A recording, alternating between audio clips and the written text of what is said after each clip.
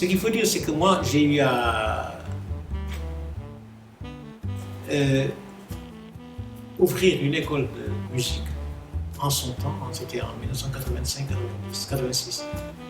Et j'ai eu une centaine d'élèves, plus d'une centaine d'élèves en un cours, plus que la normale. Et c'était inespéré, donc je ne pouvais pas concevoir tout ce lot d'élèves. Bon, c'est encore une longue histoire. Donc finalement, ça n'a pas abouti par rapport aux efforts et les résultats attendus n'étaient pas là. Bref, il faut dire aussi que j'ai eu, pendant les parutions de mes albums, je n'ai pas eu à forcer et à utiliser les réseaux sociaux qui s'offraient à moi.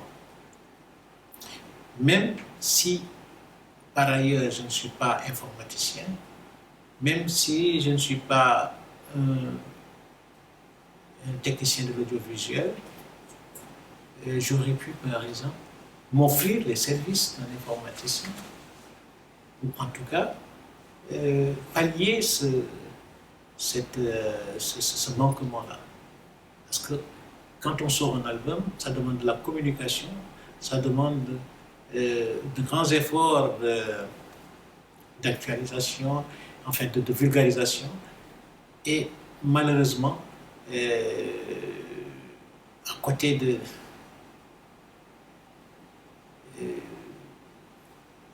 mes, j'allais dire incertitudes, mais c'est pas ça, mais je veux dire,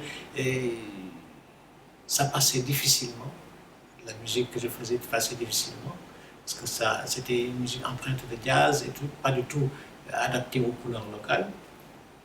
Donc jazz, blues, variété internationale. J'aurais pu pousser. Bon, toujours est-il que, on dit que c'est jamais trop tard, je peux toujours le faire. Si on peut appeler ça de la responsabilité, j'accepte.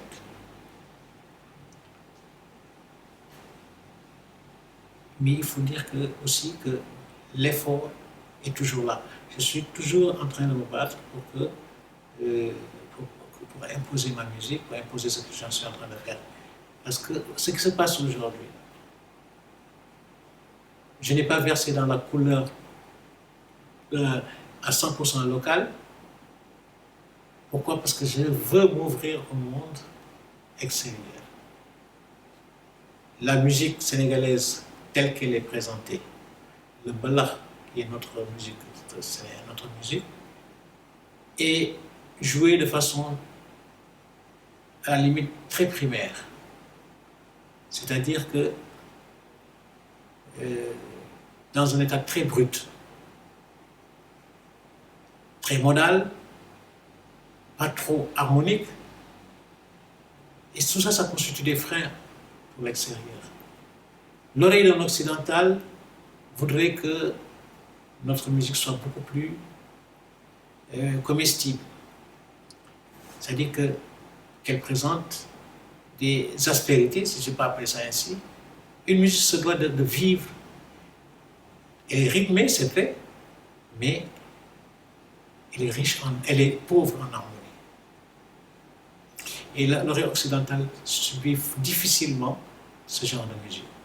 Parce que déjà nos rythmes sont assez compliqués, entre guillemets, parce que nous avons pris la musique à l'état brut, notre musique traditionnelle, et nous avons voulu l'exporter telle qu'elle. C'est comme si on prenait, par exemple, la musique chinoise, on veut l'exporter telle qu'elle. Ça ne passera pas. Ça passera difficilement. C'est exactement pareil. Il faut dire que, pendant un moment, l'Occident a mis ses grosses lumières sur l'Afrique. C'était d'abord en Afrique centrale, le Congo, la musique la musique centrafricaine, Ensuite, le phare est allé en Afrique du Sud, la musique sud-africaine, la musique zoulou et tout ça. Ensuite, le phare est remonté pour revenir en Afrique de l'Ouest. Et les premiers, c'était les Ismaël, c'était les Youssou N'Dour, c'était les Baaba Maal, qui ont eu à bénéficier de cette ouverture occidentale. Et si tu veux, tous se sont faits par les Occidentaux. Ils ne se sont pas faits eux-mêmes. Et justement, notre défi aujourd'hui, c'est de relever, de le relever en se disant il faudrait qu'on arrive à nous faire nous-mêmes. C'est-à-dire en ayant une industrie culturelle, en ayant une industrie musicale digne de ce nom. Il ne faut jamais oublier que la musique, c'est la production, c'est l'avant et la post-production. Et c'est aussi l'édition. Et c'est aussi le management, c'est aussi l'organisation de spectacles, c'est aussi des relais pour pouvoir disperser. C'est la communication, en un mot. Sans la communication, point de musique. L'artiste n'est que ses œuvres. L'artiste, ce sont ses œuvres. Ces œuvres sont consignées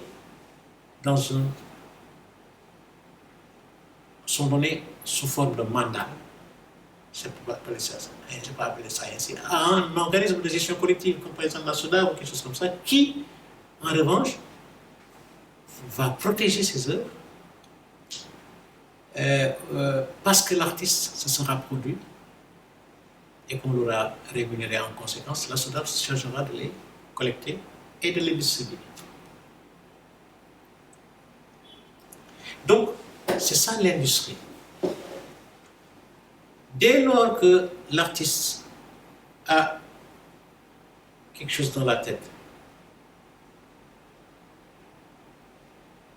qu'il aille, par exemple, qu'il sorte cette œuvre, ce qu'il a dans la tête, la création, à travers un support. Ce support-là, qu'on le lui garde et qu'on le lui protège, ce support-là commence à créer des droits. Et ce sont ces droits-là, justement, qui doivent revenir faire vivre l'artiste. C'est pour cela que si on parvient aujourd'hui à faire le link, parce que forcément il faut qu'il y ait un link entre l'auteur, l'artiste, le producteur, l'éditeur, pour que la communication puisse avoir lieu, la communication qui permet enfin à l'artiste de pouvoir vivre. Il faut qu'il y ait ça. C'est une chaîne absolument nécessaire. Alors c'est tout le combat aujourd'hui, tout le combat que je mène, en tout cas de façon personnelle. Alors, ce qu'il faut comprendre déjà, c'est qu'il faut savoir que dans notre culture, il y a la musique, il y a la peinture, il y a la danse, il y a les arts graphiques, il y a l'artisanat, il y a le modélisme, il y a. Il faut dire qu'ils ont tous comme dénominateur commun la frustration. Les problèmes qui existent dans la musique sont les mêmes que l'on retrouve dans la comédie, dans le théâtre, dans le film, dans le cinéma. Aujourd'hui, en tant que ministre de la Culture, je répartirai les gens en fonction de leur corporation. Chaque corporation érigera ses propres problèmes et les mettra sous forme de rapport. Je sais qu'à la base, ils sont pareils, les problèmes. Mais répertorier déjà les différents secteurs de la culture, c'est déjà faire un grand pas. Ils ont tous envie de vivre de leur art. Mais d'abord, il faut leur dire qui ils sont d'abord il faut d'abord organiser le secteur, il faut d'abord savoir qui et qui fait quoi, valoriser le secteur et faire donner de la valeur ajoutée à leur activité. C'est-à-dire que l'artisan, il faut qu'il sache qu'il est artisan, il faut essayer de mettre des moyens à sa disposition pour qu'il puisse développer son artisanat. Le danseur, il faudrait qu'il sache qu'il doit aller au-delà de la danse et aller dans la chorégraphie. Et le musicien, il faut qu'il sache que maintenant le numérique est entré en action, que l'analogie a cessé d'être. Maintenant, c'est le numérique qui a pris le dessus et qui prenne en compte toutes ces considérations-là. Aujourd'hui, une fois que tous ces éléments sont réunis, ils ont tous besoin de formation. L'animateur culturel, encore une fois, qui est un acteur culturel, je trouve qu'il a trop de force, il a trop de pouvoir, et que ce pouvoir-là, il faut le canaliser. Un animateur, il te trouve dans ta chambre, il communique avec toi à travers la radio, à travers la télé. Il a même plus de pouvoir que le président de la République, plus de pouvoir que le ministre qui est de tutelle. Donc cet animateur, il faut le prendre en charge, il faut qu'il soit formé. Pourquoi? Pour qu'il puisse au moins être utile. La formation. Le développement d'infrastructures, des écoles de danse, il faut que ça revienne, des écoles d'architecture, des écoles de peinture, des écoles, là, ça s'apprend, c'est un métier. Qu'on prenne connaissance, qu'on prenne conscience, qu'en fait, que l'artiste prenne conscience de son état d'artiste. Et pour qu'il puisse prendre conscience de son état d'artiste, il faut qu'il sache que déjà, il y a des perspectives qui s'offrent à lui. Il doit savoir que s'il fait ça, il peut vivre de son art. Parce que le fondement, c'est ça. La finalité, c'est ça, qu'il puisse vivre de son art.